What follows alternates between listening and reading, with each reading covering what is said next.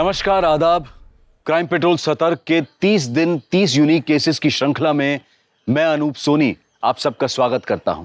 आदमी औरत के इस रूप को मांस का सिर्फ एक टुकड़ा मान लेता है। इस बाजार में 40 साल की औरत से लेकर 13 साल की बच्ची तक सजाई जाती है।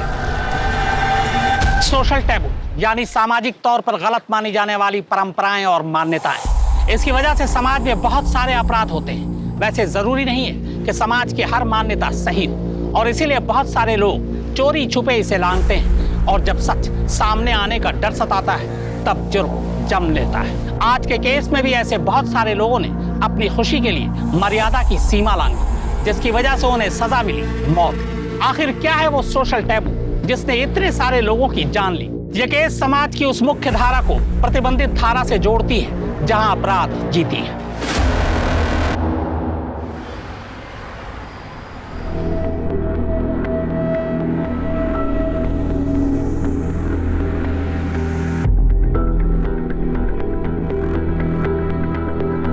अकाउंटेंट साहब पूरे दुनिया का हिसाब करते हैं, मेरा हिसाब कब करेंगे? मन तो बहुत करता है स्वाति, लेकिन तुम तो जानती हो कमाई इतनी है ही नहीं कि फैमिली शुरू करने के बारे में सोच भी सके। मंथ एंड आते आते तो जेब खाली हो जाती है। बस एक अच्छी सी परमानेंट जॉब मिल जाएगी ना, फिर ये टेंशन खत्म हो जाएगी। राजीव, कहते हैं भगवान जिसे पैदा करता है उसका खाने का इंतजाम भी कर देता है, और क्या पता उसके आते ही हमारी किस्मत बदल जाए। ख्याल तो बहुत अच्छा है, लेकिन स्वाति अगर ऐसा नहीं हुआ तो ऐसे उदास मत हो। तो जहाँ इतना सब्र किया है थोड़ा सा सब्र और करो ना। जैसे अच्छी सी जॉब मिल गई ना परमानेंट, फिर देखना मैं कैसे बच्चों की लाइन लगाता हूँ। क्या नाटक लगा रखा है तूने? हाँ, नहीं खाऊंगी नहीं खाऊंगी, प्यार से समझा रही हूँ, खा ले समझ में नहीं आ रहा, दिमाग खराब करके रखा है। एक कान के नीचे दूंगी ना, नहीं गिर जाएगी। क्या कर रही है तू ये? अरे बच्चे के चेहरे पे दाग आ गया ना तो कोई उसे हाथ भी नहीं लगाएगा। अरे तो आप ही बताओ क्या करूं मैं? शहजादी बनी बैठी है, कल से एक निवाला नहीं खाया इसने, बोलती मैं कुछ खाऊंगी नहीं, यहाँ रहूंगी नहीं। तो मैं बात करती हूँ। क्या हुआ बेटा, खाना क्यों नहीं खाना है? यहाँ नहीं खाना, मुझे नहीं रहना, मैं यहाँ नहीं रहने वाली हूँ। आसमा, जाओ और जाके इंजेक्शन ले आ।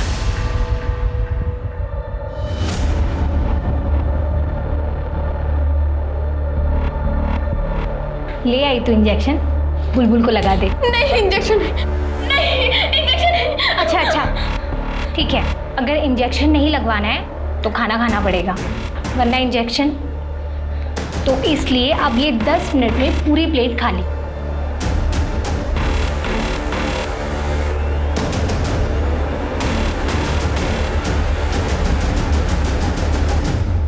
किसी भी लड़की के साथ ऐसा नहीं होना चाहिए। जब हर इंसान को इज्जत से जीने का हक है तो फिर लड़कियों के साथ अलग बर्ताव क्यों? आप सब जो मुझे देख रहे हैं, सुन रहे हैं, आपसे सिर्फ एक ही बात कहना चाहूंगा कि अगर आपके पास कोई जानकारी है कि किसी लड़की या महिला को देह व्यापार में धकेला जा रहा है, या फिर आप खुद लड़की या महिला हैं जिनके साथ ये अत्याचार हो रहा है, तो आप मुझे 4440645654 पर कांटेक्ट कर सकते हैं, और मैं और मेरी टीम आपकी मदद करने की पूरी कोशिश करेंगे, आपको इस दलदल से बाहर निकालेंगे। नंबर एक बार फिर से नोट कर लीजिए, 44406। ए चल धंधे पे लगो, कोई फरिश्ता नहीं आने वाला बचाने।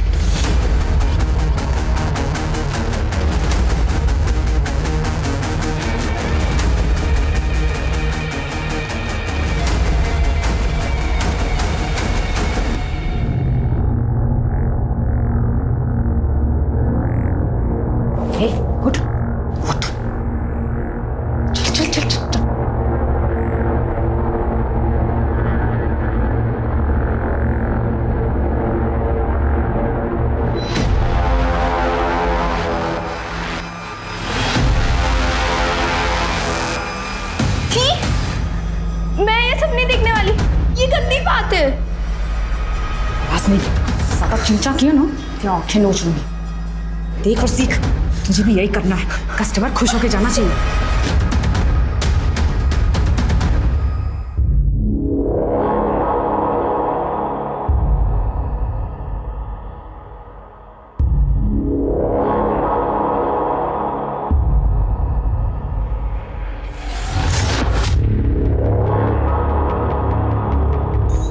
मिनट तेरे पास, जल्दी कर और निकल। भगवान की दया से धंधा बहुत अच्छा चल रहा है।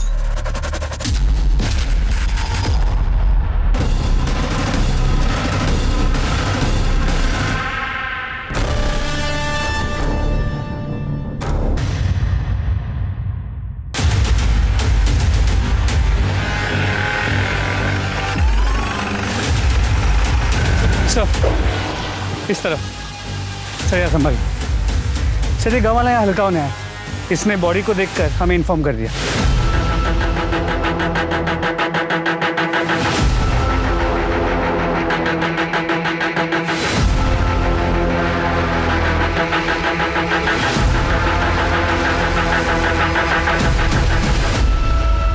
सब मरने से पहले सेक्स हुआ है। रेप, सेक्सुअल असॉल्ट या कोई जबरदस्ती, ऐसा कुछ भी दिखाई नहीं दे रहा। पूरी बॉडी पे कोई निशान नहीं है सर, सिर्फ गले पे ये निशान है। गला घोट कर ही मारा गया। गाँव वालों ने बताया कि एक प्रोस्टिट्यूट है और ये सेटअप, ये कॉन्डम्स, ऐसा लगता है कि ये अपने कस्टमर्स को लेके यहीं आती हो। और हाँ सर, शुक्ला, बॉडी के पास से पर्स मिला था और इसमें ये आइडेंटिटी कार्ड। विजय सिंह हो सकता है इसका कस्टमर होगा और इसी ने उसे मारा हो। लेकिन कस्टमर इसे क्यों मारेगा? सिर्फ पैसे के लिए? हो सकता है सर, क्योंकि बॉडी के पास सिर्फ उसका पर्स मिला है। लड़की का सामान या लड़की का आईडी प्रूफ ऐसा कुछ भी नहीं मिला। हो सकता है सब कुछ लेके फरार हो गए हों और जल्दीबाजी में सिर्फ पर्स यहाँ पे छूट गया। Excuse me. हेलो, कहाँ पर? ठीक है, मैं भी पहुँचता है सर। यहाँ से 5 किलोमीटर दूर एक जली हुई बॉडी मिली है। बॉडी को पोस्टमार्टम के लिए भेजो और पूरे एरिया की अच्छे से तलाश लो। सर लेट्स गो।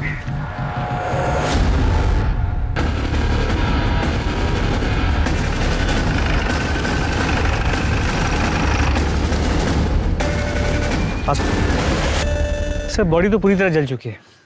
लगता है पेट्रोल जैसी किसी चीज से जलाया गया है।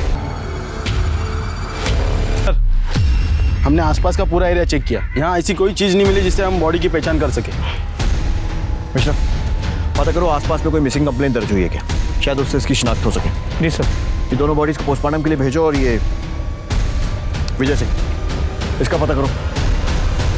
जी सर। 5 किलोमीटर के दायरे में एक प्रोस्टिट्यूट और एक जली हुई लाश मिलने से पूरे इलाके में दहशत फैल जाती है। दिन दहाड़े हुई इस हत्या के लिए जिम्मेदार कौन है, पुलिस या प्रशासन? सवाल ये भी खड़ा होता है कि एक वैश्या जिसके पास जिस्म के अलावा कुछ भी नहीं, आखिर उसे कोई चोट अगर पैसे की होती तो सिर्फ मारपीट तक होती। लेकिन यहाँ मामला कुछ और। फिर किसी दिल जले आशिक या अपने ही घर वाले ने उसका काला। आसमा आपी तेरी बॉडी को भी इंजेक्शन देके ना बड़ा कर देगी, जैसे मेरी की थी। देख 15 की होके 20 की लगती हो ना, वैसे तू भी 13 की है ना, तो 18-19 की तो लगेगी। पर वो मुझे इंजेक्शन क्यों देगी? मुझे इससे बड़ा नहीं होना है। तू तो ऐसे बोल रही है जैसे तुझे पूछ कर देंगी। मुझे भी तो जबरदस्ती लगाया था ना। मैं भी तेरी तरह बच्ची दिखती थी, और बच्ची के साथ ना कस्टमर वो सब करने में डरता है, और फिर कस्टमर को फिगर भी तो चाहिए ना। मुझे यहाँ नहीं रहना, मैं नहीं करने वाली है सब। देख, रोके कोई फायदा नहीं है। मुझे भी कौन सा करना था, लेकिन करना पड़ा जीने के लिए। तुझे भी करना पड़ेगा, नहीं तो ये लोग जान से मार डालेंगे।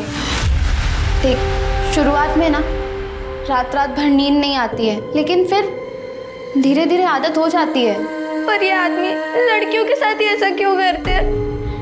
हमने कोई गलती की है क्या? तुझे पता है, जब मैं 6 साल की थी ना, तब ये लोग मुझे उठाकर लेकर आए थे। मेरी मम्मी कहती थी कि मैं बहुत अच्छी बच्ची हूँ, कभी कोई गलती नहीं करती। फिर पता नहीं मैंने क्या गलती की जो। आपने कोई गलती नहीं की है। नहीं मैंने की है। हम यहाँ नहीं रहेंगे, भाग जाएंगे यहाँ से। ये निशान देख रही है?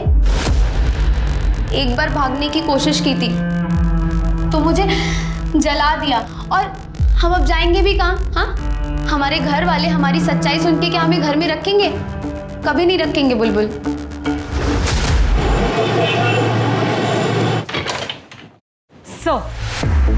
सर जंगल में जिस औरत की लाश मिली थी उसका नाम मीना था, उम्र 22 साल। 15 साल की उम्र से इसी डिस्ट्रिक्ट में अलग अलग जगह में प्रोस्टिट्यूशन का काम कर रही थी ताकि पकड़ी ना जाए, पर 2 बार अरेस्ट हो चुकी है। हमारे पास उसके रिकॉर्ड्स भी हैं। और उसकी फैमिली, उनका कोई रिकॉर्ड? सर नहीं, उसका अभी तक असली नाम भी पता नहीं चला, तो फैमिली का कहाँ से पता चलेगा? पता नहीं इस धंधे में कब से है। फैमिली होगी भी तो सामने नहीं आएगी, क्योंकि उन्हें उसकी मौत के दुख से ज़्यादा अपनी झूठी इज्जत की चिंता होगी। सर मीना मर्डर केस में सस्पेक्ट विजय सिंह के बारे में पता किया। टेम्पो ड्राइवर है, विशाल नगर स्लम में रहता है। पड़ोसियों ने बताया कि करीब 1 साल पहले उसकी बीवी की मौत हो गई, जिसके बाद से वो प्रोस्टिट्यूट्स के पास जाने लगा। कभी कभी उन्हें घर भी ले आता था, जिस वजह से मोहल्ले में झगड़े भी होते थे। मतलब पॉसिबिलिटी है कि शायद मर्डर उसी ने किया। इसका कोई आता पता? सर हम पता कर रहे हैं। पड़ोसियों ने बताया कि विजय कल टेम्पो लेके निकला तो था, लेकिन वापस नहीं आया। उसके बाद किसी ने विजय को नहीं देखा। उसका फ़ोन नंबर मिला है, लेकिन कंटिन्यूसली स्विच ऑफ आ रहा है। मतलब ये हो सकता है कि मर्डर करने के बाद वो फरार हो जाए। मिश्रा, इस विजय सिंह और उसका टेम्पो दोनों के लिए बोलो जारी करवाओ। जी सर। और वो जली हुई लाश जो मिली, उसकी कोई शिनाख्त? सर वो एक मीडियम हाइट के आदमी की। इस डिस्क्रिप्शन से मैच करता हुआ कोई भी मिसिंग कंप्लेंट पिछले 1 हफ्ते में रजिस्टर नहीं हुआ है।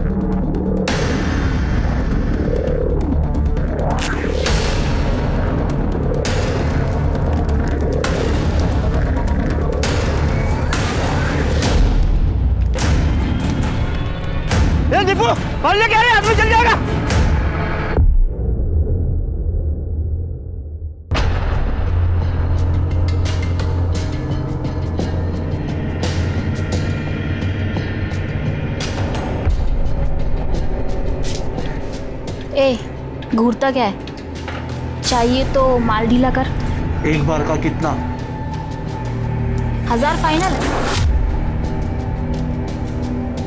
देता है तो बोल, वरना मेरा टाइम खराब मत कर। निकल यहाँ से। चल मेरे राजा, चल शुरू हो जा। अबे कितना घूरेगा, शुरू हो जा राजा। गले पे मार्क्स के अलावा बॉडी पे कहीं चोट, खरोच या स्ट्रगल के निशान नहीं मिले। सेक्स हुआ है, सीमेंट ट्रेसेस भी मिले, लेकिन सर रेप या सेक्सुअल असॉल्ट जैसा कुछ साबित नहीं हो रहा। मिश्रा, इस विजय सिंह के घर से उसके डीएनए सैंपल लो और इस सीमेंट के साथ मैच करो। जी सर। इसके टेम्पो का कुछ पता चला? सर हम पता कर रहे हैं, लेकिन अब तक कोई इन्फॉर्मेशन नहीं मिली। सर जंगल में जली हुई बॉडी की पोस्टमार्टम रिपोर्ट्स। मेल बॉडी है, 28 से 35 के बीच। 18 तारीख की रात को 8 से 11 के बीच गला दबाने से मौत हुई है। इससे मिलती जुलती कोई मिसिंग कंप्लेंट? नहीं सर, हमने आसपास के पुलिस स्टेशन में पता किया, अभी तक कोई कंप्लेंट नहीं आई। सर आ चुका। एक मिनट। हेलो, क्या?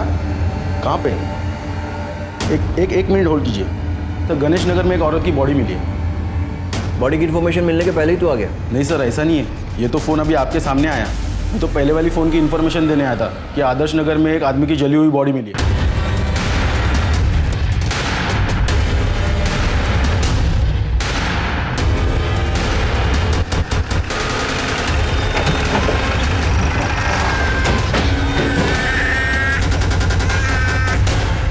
बच्चे को संभालिए।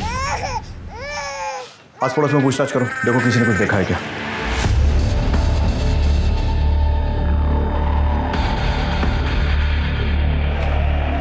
सर आसपास के लोगों का कहना है कि इस औरत का नाम शबनम है। ये इस एरिया में धंधा करती थी सर। इन लोगों ने कई बार इसकी कंप्लेंट भी की है सर, लेकिन ये इसके बाद भी इस कमरे में कस्टमर बुलाती थी। ठीक है, चारों तरफ अच्छे से तलाशी लो। Okay sir. Sir sex rape या सेक्सुअल असॉल्ट जैसा तो कुछ नहीं लग रहा है। शरीर पर कोई चोट का निशान भी नहीं है, सिर्फ एक गले पे निशान है सर। ये देखिए, ऐसा लग रहा है कि ये गला घोटने की वजह से इसकी मौत हुई। और ये बिखरा हुआ सामान देखकर तो ऐसा लग रहा है कि जैसे स्ट्रगल भी हुआ। कौन है ये जो ये ऑलरेडी मजबूर और सताई हुई औरतों के साथ ऐसा कर रहा है? सर ये पर्स मिला है। कमल राणा। हाँ मिश्रा। सर यहाँ भी एक जली हुई बॉडी मिली है, ठीक वैसे ही जैसे पिछले केस में थी। इसे भी पेट्रोल डाल के जलाया गया। ठीक है, मैं पहुंचता हूँ।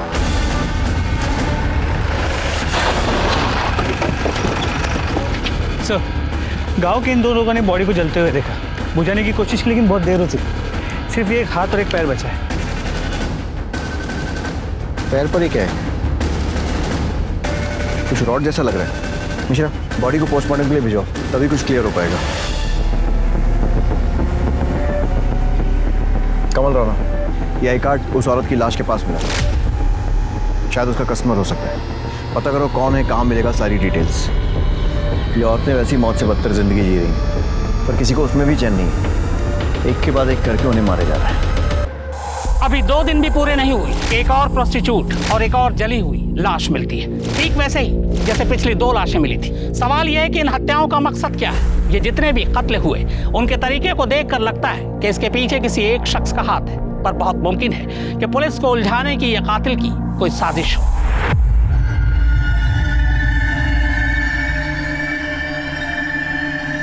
बुलबुल, बुलबुल, बुलबुल, बुलबुल, कहाँ जा रही है? दरवाजा खोल। हाँ, मैं आसपास कहाँ मार रही हो तुम लोग? अरे कोई पकड़ो उसे।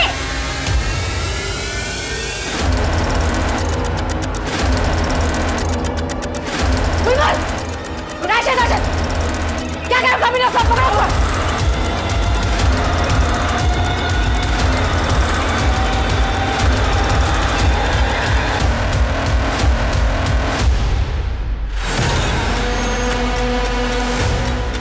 बुलबुल, अपने आप से बाहर आ जा। आपा तेरे को जान से मार देगी। है बुलबुल, सब देखते हैं।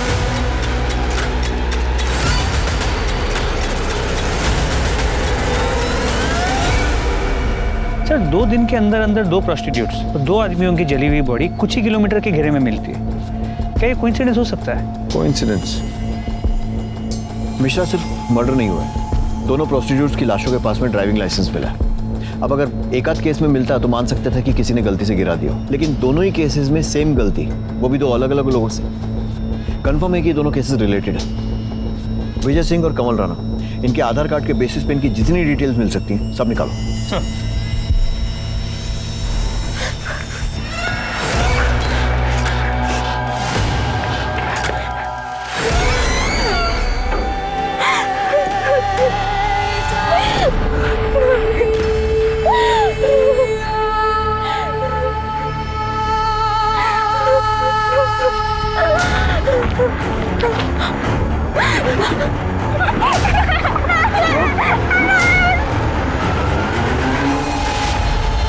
सुनिए, अभी निकलना जरूरी है क्या? कल सुबह तक का वेट नहीं कर सकते? इतनी रात हो रही है। अरे अर्ली मॉर्निंग तो मुझे ऑफिस में रिपोर्ट करना है ना। देखो, अभी मैं निकलूंगा फरीदाबाद के लिए तो कम से कम 1.5 से 2 घंटे लगेंगे पहुंचने। फिर जाकर सामान रखूंगा, थोड़ा सोऊंगा। हाँ तो, और उसके बाद सुबह जाकर के मैं। स्वाति, क्या हुआ? इतना सैड फेस क्यों बनाया हुआ है?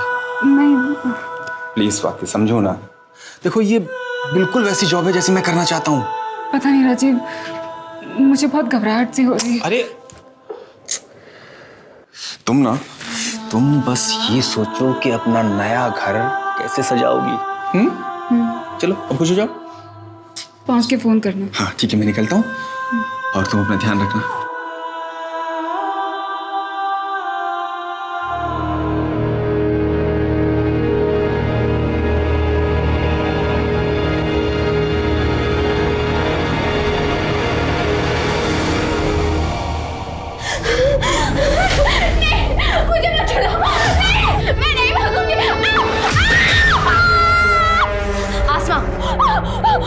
अभी के लिए रहने दे।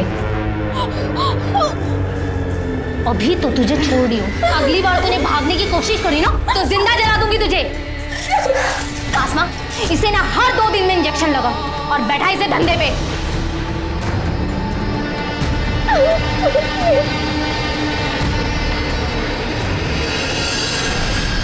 मैं नहीं रह सकती। मैं पुलिस अंकल का नंबर ढूंढ के उनको कॉल करूंगी।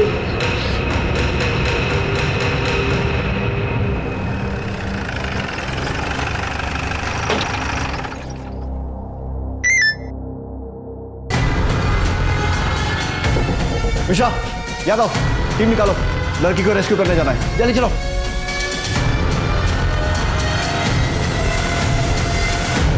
पुलिस को मिली सूचना के अनुसार यहाँ पर एक 13 साल की बच्ची को जबरदस्ती रखा गया और उस पर बहुत ज़्यादा अत्याचार किए गए और इस बात की जानकारी पुलिस को खुद उस बच्ची ने दी और राहत की बात यह है कि पुलिस उसको बचाने में कामयाब हुई है। हटो उसको। सर हम कुछ सवाल पूछना चाहते हैं आपसे।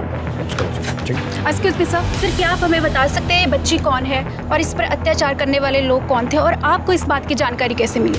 इस बच्ची का नाम प्राची है, इसके माँ बाप नहीं, अनाथ, अपने इन रिश्तेदारों के साथ रह रही थी और ये लोग इस पर अत्याचार कर रहे थे और ज़बरदस्ती से मजदूरी करवा रहे थे। फिलहाल हम लड़कियों को एनजीओ के हवाले कर रहे हैं और इन लोगों के खिलाफ मुकदमा दर्ज करने जा रहे हैं। हम बच्ची को उसके माँ बाप तो नहीं लौटा सकते, लेकिन एनजीओ के साथ कम से कम वो एक नॉर्मल लाइफ जी पाएगी। Thank you so much. Thank you so much.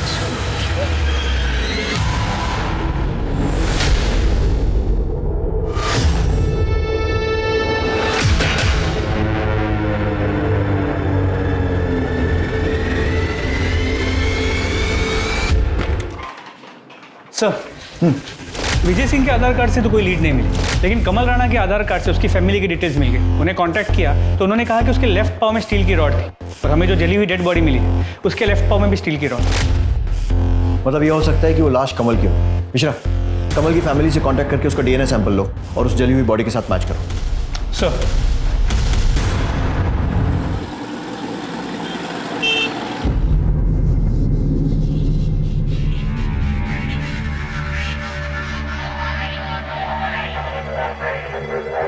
क्यों मुंह फुला रखा है? भगवान ने इतनी सुंदर शक्ल दी है, थोड़ा मुस्कुरा। आज तेरी बड़ी रात है, आज से तू भी काम पे लगने वाली है। बाहर तेरा ग्राहक बैठा है, आजा उसे खुश कर। अबे तो पहली बार आया है ना, इसलिए तुझे ऐसा लग रहा है। टेंशन मत ले, तुझे बहुत मजा आने वाला है। और ये पुलिस वुलिस ना जुबेदा मैडम के जेब में होती है भाई।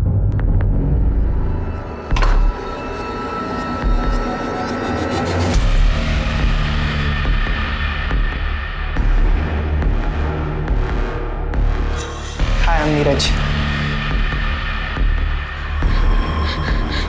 भैया भैया प्लीज मेरी मदद करो। मुझे ये सब जबरदस्ती करवा रहे। इन लोग ने ना मुझे इंजेक्शन दे के बढ़ा दिया। अभी मैं सिर्फ 13 साल की हूँ भैया, प्लीज मेरी मदद कर दो। अक्षय, मैंने बोला था ना कोई पछड़ा नहीं चाहिए मेरे को। अरे क्या हुआ, क्यों गला फाड़ ले?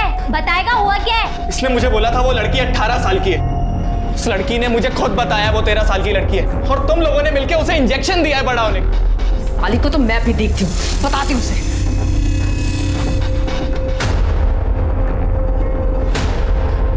जुबेदा, ये फिर भाग गई। तो क्या यह तय था कि इन मर्डर्स को अंजाम देने वाला कोई सीरियल किलर ही था, जो जानबूझकर देह व्यापार करने वाली औरतों के पास उनके आखिरी कस्टमर का आईडी कार्ड प्लेस करता था, ताकि पुलिस मर्डर के इल्जाम में एक ऐसे मुजरिम की तलाश करे जो खुद शिकार था और कभी हाथ नहीं लगने वाला था, और वो इसलिए क्योंकि उसे जलाया जा चुका था। और अगर ये सच था तो ऐसा खेल रचने वाला कौन हो सकता था? मम्मी प्लीज मेरी मदद करो। मम्मी मैं कहाँ जाऊँ?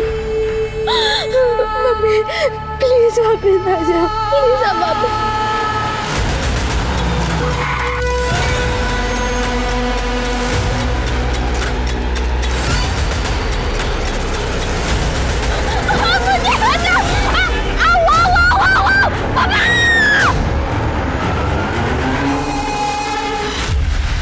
आपके पति कब से गया? सर 2 दिन से। 21 तारीख की रात 11 बजे वो ये कहकर निकले थे कि वो फरीदाबाद जा रहे हैं। अगले दिन 10 बजे उनको ऑफिस में रिपोर्ट करना था, तो उसके बाद से उनका कोई अता पता ही नहीं सर। उनका फ़ोन भी स्विच ऑफ आ रहा है। आपने ऑफिस में पता किया? सर उनकी जॉब अभी लगी थी, वो ज्वाइन करने जा ही रहे थे, इसलिए मुझे ज़्यादा कुछ पता नहीं है। उसी भी जल्दबाजी में निकल गए। ऑफिस का नाम, कंपनी का एड्रेस कुछ पूछ नहीं पाए सर। उनकी किसी से दुश्मनी या फिर हाल फिलहाल में कोई झगड़ा? नहीं सर, कोई दुश्मनी, कोई झगड़ा नहीं। कोई अफेयर? बिल्कुल नहीं सर, हमारी लव मैरिज है। 1 साल पहले ही हमारी शादी हुई है। ठीक है, आप इनके पास अपनी सारी डिटेल्स लिखवा दीजिए, हम जल्द से जल्द आपके पति को ढूंढने की कोशिश करेंगे। चलिए। 6 हेलो।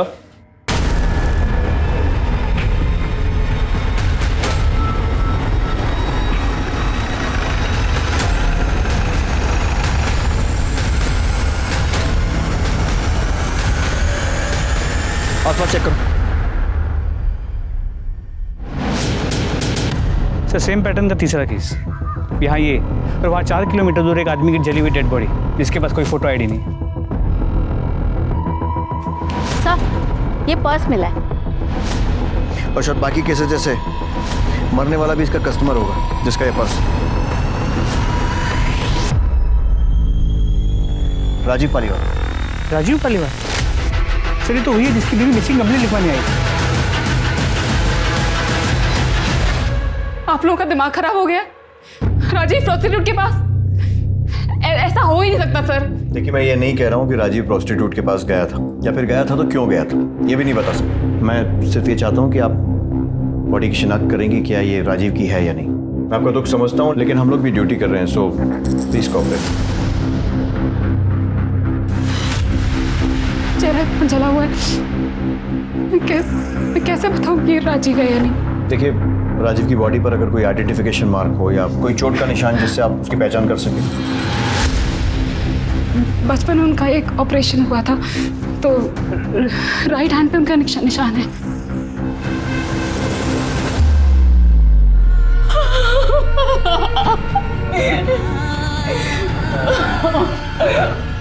राजीव की फैमिली में और कौन कौन है? कोई नहीं है सर। कोई तो होगा।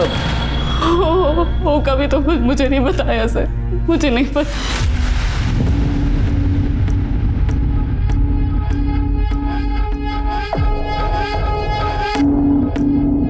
हाँ भेजो। सुनो ये फाइल आज ही भिजवा दो इमीडिएटली। ठीक है सर। सर मुझे एनओसी इशू करवानी है। एनओसी किस लिए? राजीव पालीवाल के घर पर कब्जे के लिए। आप कौन?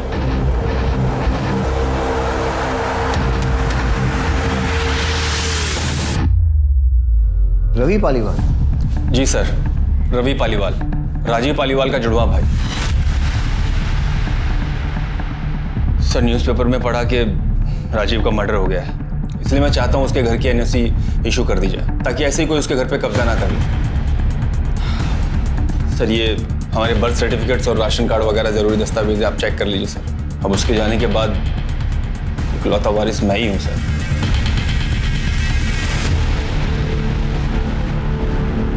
जिस न्यूज़पेपर में ये पढ़ा कि राजीव का मर्डर हो गया, उसमें ये नहीं पढ़ा कि उसकी वाइफ ने बॉडी को आइडेंटिफाई किया, और प्रॉपर्टी पर पहला हक वाइफ का ही होता है ना। वाइफ? वाइफ उस घर में रहती है? क्या बात कर रहे हैं सर, वो घर तो 1 साल से खाली पड़ा है, जब से राजीव पुष्पा भाभी और ख्याति को लेकर यहाँ शिफ्ट हो गया था। पुष्पा, ख्याति, ये कौन है? पुष्पा भाभी राजीव की वाइफ और ख्याति उनकी बेटी। एक मिनट, राजीव की वाइफ का नाम स्वाति है और उसने हमें बताया कि उन दोनों की 1 साल पहले शादी हुई है और उनका कोई बच्चा नहीं है। तो ये बेटी कहाँ से आई? क्या?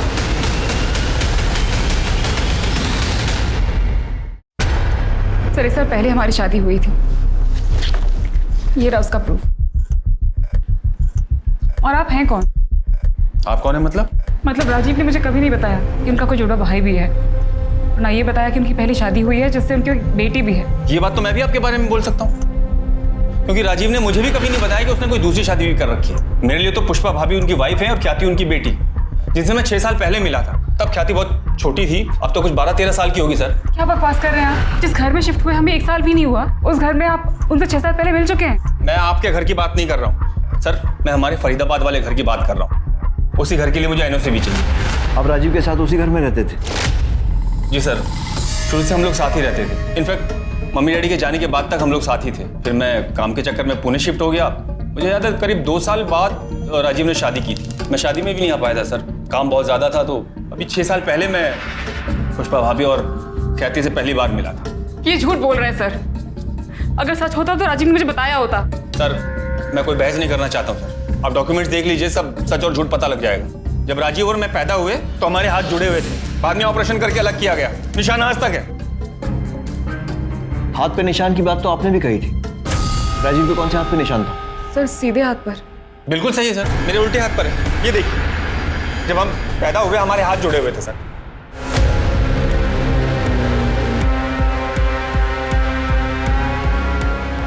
स्वाति जी आपका दुख समझते हैं, लेकिन इनके डॉक्यूमेंट से तो ऐसे ही लग रहा है कि ये सही बोल रहे हैं। और वैसे अगर आप ध्यान से देखें, मूंछ लगाकर ये हूबहू राजीव जैसे ही दिखते हैं। मिश्रा, रवि का डीएनए सैंपल लो और डेड बॉडी से मैच करवाओ और इनके डॉक्यूमेंट्स फिर से वेरीफाई करो, और अगर सब कुछ सही निकलता है तो एनओसी दे दो, लेकिन लोकल पुलिस को इन्फॉर्म करने के बाद। और इनका घर भी लोकल पुलिस की मौजूदगी में ही खोलो। Sir, thank you sir.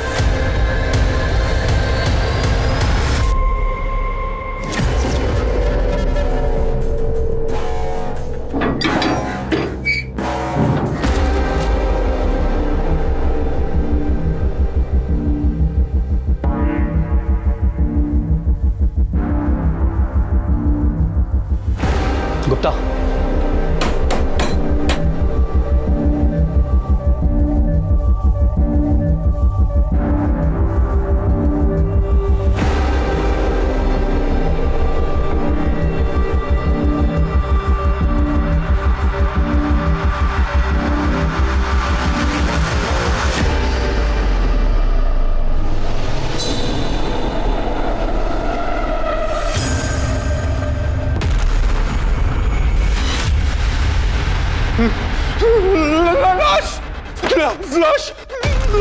लाश पड़ी है।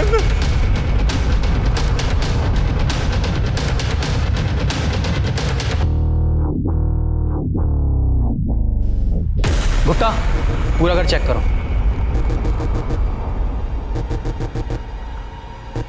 ये कंफर्म मर्डर लग रहा है। बॉडी जानबूझकर नमक डालकर गलाई गई है ताकि बदबू दबाई जा सके और बॉडी गलकर खत्म हो जाए। मरे हुए काफ़ी महीने हो चुके, सिर्फ कंकाल बचा है। मेल या फीमेल ये भी फोरेंसिक के बाद ही पता चलेगा। तब इस केस की फाइल हमें हैंड ओवर करो, क्योंकि इस केस से जुड़ा हुआ केस हम ऑलरेडी इन्वेस्टिगेट कर रहे हैं। ओके, इनसे इस केस की फाइल ले लेना। Okay sir. आप ठीक मेरे पीछे जो घर देख पा रहे हो वो राजीव पालीवाल का है, जो लंबे वक्त से बंद था। आज जब पुलिस इन्वेस्टिगेशन के दौरान ये घर खोला गया तो पुलिस को यहाँ से एक स्केलेटन मिला है। फिलहाल उसकी पहचान करना नामुमकिन है, लेकिन क्या ये कोई मर्डर है ये पुलिस इन्वेस्टिगेशन के बाद ही पता चलेगा। मेरे पीछे ये राजीव का घर है, जिनका कत्ल प्रोस्टिट्यूट और उनके कस्टमर के सीरियल किलिंग के दौरान हुआ। जांच के बाद पहली बार पुलिस की टीम राजीव के घर पहुंची है। घर की तलाशी ली गई तो घर के अंदर से एक कंकाल मिला। हालांकि उसकी शिनाख्त अभी नहीं हो पाई, मगर पुलिस को शक है कि ये कंकाल राजीव की पहली पत्नी या फिर बेटी का हो सकता है। मेरा तजुर्बा कहता है कि ये मामला महज एक इत्तेफाक नहीं है, ये सारे कत्ल सोची समझी साजिश का नतीजा है। आखिर कब रुकेगा मौत का यह सिलसिला? ये लाशें अभी भी मिलती रहेंगी।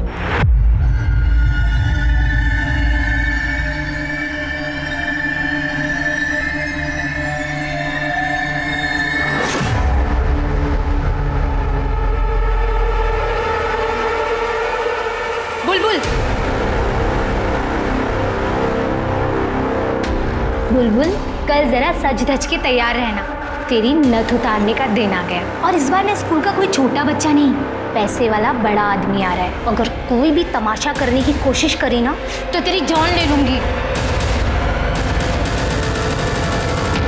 आप बता सकती हैं मरने वाला कौन हो सकता है? सर, मैं कैसे बता सकती हूँ? मुझे तो ये भी नहीं पता था कि राजीव की फैमिली भी है। पता नहीं था या बताना नहीं चाहती? सर, मेरा विश्वास कीजिए सर, मैं सच बोल रही हूँ। आपके लिए सिर्फ एक केस होगा, पर मेरे लिए तो मेरी पूरी दुनिया उजड़ गई है सर। मैं बिलीव ही नहीं कर पा रही हूँ कि राजीव मेरे साथ ऐसा कैसे कर सकता है। अगर वो मेरे सामने होते तो मैं उनसे पूछती सर ऐसा क्यों की। ठीक, जा सकते हैं। दामिनी सर, ये रवि का जुड़वा वाला एंगल चेक करो। ये बात मुझे हजम नहीं हो रही है कि एक सगा भाई अपने भाई की मौत पर, शादी पर कहीं भी नहीं पहुंचा, लेकिन मौत की खबर मिलते ही प्रॉपर्टी की एनओसी कराने पहुंच गया। उसने एक बार भी ये नहीं पूछा कि भाई के मरने के बाद उसकी पत्नी और उसकी बेटी कहाँ है। रवि और राजीव दोनों के कॉल रिकॉर्ड्स और मोबाइल डिटेल्स निकलवाओ, और जो डॉक्यूमेंट्स उसने दिए हैं अच्छे से चेक करो। सर, मैंने राजीव के फरीदाबाद वाले घर के पड़ोसियों से पूछताछ की। उन्होंने कहा कि राजीव अपनी पहली बीवी पुष्पा और बेटी ख्याति के साथ उसी घर में रहता, पर करीब 1 साल पहले अपनी बीवी और बच्ची को लेकर अचानक से कहीं गायब हो गया। उसके बाद किसी ने उसे वापस नहीं देखा। और हाँ, पड़ोसियों ने कहा कि अभी कुछ दिन पहले उन्होंने एक लड़की को देर रात उस घर के बाहर देखा था। मैं खुद डर गई थी सर। पहले लगा कि भूत वूत है, फिर देखा तो 2 हट्टे कट्टे लोग उस लड़की का मुंह बंद करके घसीटते हुए जबरदस्ती गाड़ी में बिठा के लेके गए। साहब एकदम कंच लाल लिपस्टिक लगा रखी थी, जैसे वो रेड एरिया में औरतें लगाती है ना, वैसी साहब। देखने में एकदम बच्ची, मतलब शरीर छोटा, जैसे उम्र बड़ी ही नहीं। साहब वो 2 मुस्टंडे उस दिन उसको खींच के लेके जा रहे थे, गाड़ी में बैठाया, मुझे वो लोग सही नहीं लगे साहब बिल्कुल।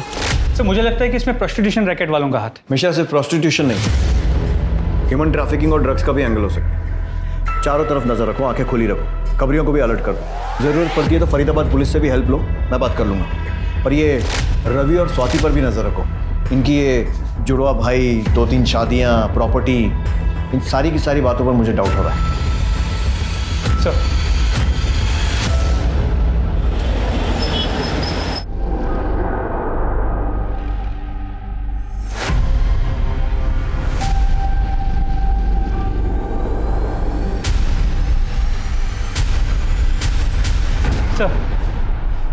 सर झिलमिल के बॉडी पे मिले सीमेन का डीएनए उसकी बॉडी से 4 किलोमीटर दूर जो जली हुई बॉडी मिली थी उसके डीएनए से मैच करता है, लेकिन सर वो डीएनए रवि के डीएनए से मैच नहीं करता। इसका मतलब वो लाश राजीव की नहीं है और राजीव का पर्स वहां पर जानबूझकर हमें गुमराह करने के लिए डाला गया था। लेकिन अगर ये भी सीरियल किलर का काम है तो वो ऐसा क्यों करेगा, जबकि पिछले दोनों केसेस में उसने ऐसा नहीं किया था। तो फिर कौन है ये जो गुमराह करने की कोशिश कर रहा है?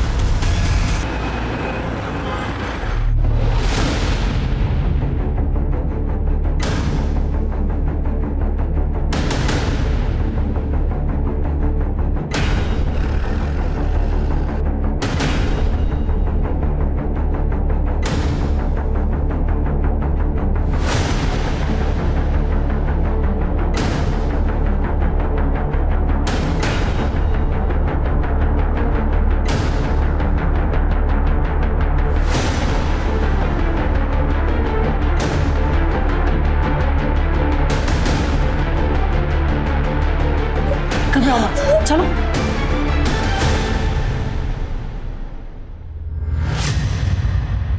घबराओ मत, हम हैं तुम्हारे साथ। क्या नाम है तुम्हारा? ख्याति।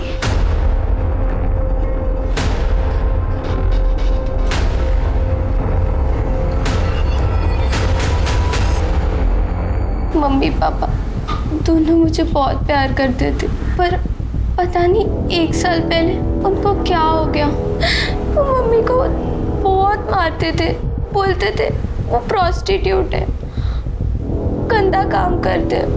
मम्मी मना करती थी, बहुत रोती थी, पर पापा उनकी बात सुनते ही नहीं थे। फिर पापा मुझे भी मारने लगे, गुस्सा करने लगे कि मैं उनकी बेटी नहीं हूँ, मेरा बाप कोई और है, जिसके साथ मम्मी दिन रात रोती थी, सोचती थी कि एक दिन पापा ठीक हो जाएंगे, पर ऐसा नहीं हुआ। इतने दिनों तक इतनी बड़ी बात तूने मुझसे छुपा के रखी।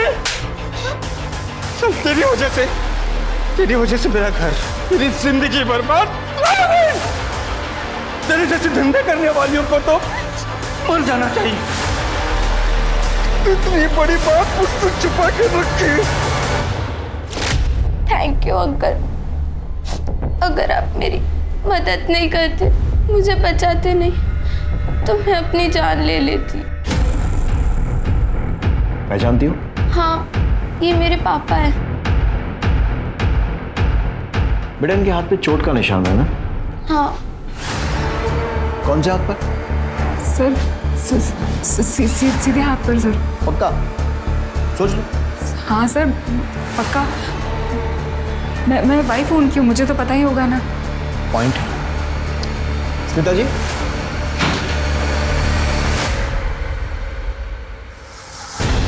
ये बेटी है राजीव की। आपकी शादी को 1 साल हुआ होगा, लेकिन इसने अपने बाप को बचपन से देखा है और इसका कहना है कि उसके दाएं नहीं बाएं हाथ पर निशान है ना बेटा? हाँ अंकल, पापा के सीधे हाथ पर नहीं, उल्टे हाथ पर निशान है। सर मैंने उतना ही किया सर जितना राजीव ने मुझसे करने को कहा। तूने इसे क्या कहा था और क्यों? पुष्पा की वजह से, एक प्रोस्टिट्यूट की वजह से मेरा घर, मेरी जिंदगी बर्बाद हो चुकी थी, इसलिए मैंने उसे मार डाला और उसकी गंदी औलाद को बेच दिया। पापा ऐसा मत करो पापा, पापा प्लीज पापा।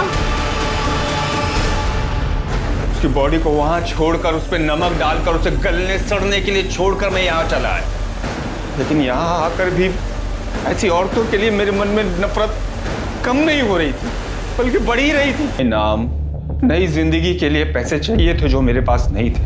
अगर मैं घर बेचने जाता तो आस पड़ोस के लोग मुझे पकड़ लेते, और फिर पुष्पा के मर्डर में फंसने का भी डर था। इसलिए मैंने जुड़वा का नाटक किया ताकि पुलिस के सामने घर में घुसूं, और राजीव तो मर ही चुका था। पुष्पा और ख्याति की कहानी भी खत्म ही थी, पर उसके पहले हम ख्याति तक पहुंच गए। समाज जिन बेचारी औरतों को छुप कर नरक जैसी जिंदगी जीने पर मजबूर करता है, तूने उन्हें वहां भी चैन नहीं लेने दिया। किसने हक दिया तुझे उनसे नफरत करने का? तूने जो किया है ना, मैं इस बात की गारंटी लेता हूं कि अब जेल में तेरा एक एक दिन बद से बदतर बीतेगा। तब तुझे समझ में आएगा कि तूने किया क्या है। राजीव ने कुल 11 लोगों को मारने की बात कबूल की, जिनमें 5 वेश्याएं थी। उसका कहना था कि वो समाज से वेश्यावृत्ति को खत्म करना चाहता था। प्रोस्टिट्यूट, वेश्या, ये शब्द हमारे समाज में गाली के तौर पर इस्तेमाल किया जाता है, पर अगर ये गाली है तो फिर ये गाली पूरी मर्दजात और समाज के लिए, न कि सिर्फ औरतों के लिए होनी चाहिए, क्योंकि औरत का ये रूप मर्दों ने अपनी वासना को पूरा करने के लिए बनाया, पर आज भी औरतों को उनका हक और अधिकार नहीं दे पाया। इन मजलूम औरतों की बदतर हालात कब सुधरेंगे? ये काम सिर्फ कानून बनाने से नहीं होगा, बल्कि ये काम होगा जब समाज में इन औरतों के साथ हमदर्दी और सहानुभूति जताई जाएगी। अब मैं अनूप सोनी आपसे विदा लेता हूं। फिर मुलाकात होगी क्राइम पेट्रोल सतर्क में एक और नए केस के साथ, और उस पर हमारे एक्सपर्ट के विश्लेषण के साथ। तब तक अपना और अपने परिवार का ख्याल रखें, सतर्क रहें, सुरक्षित रहें और देखते रहें क्राइम पेट्रोल सतर्क। जय हिंद।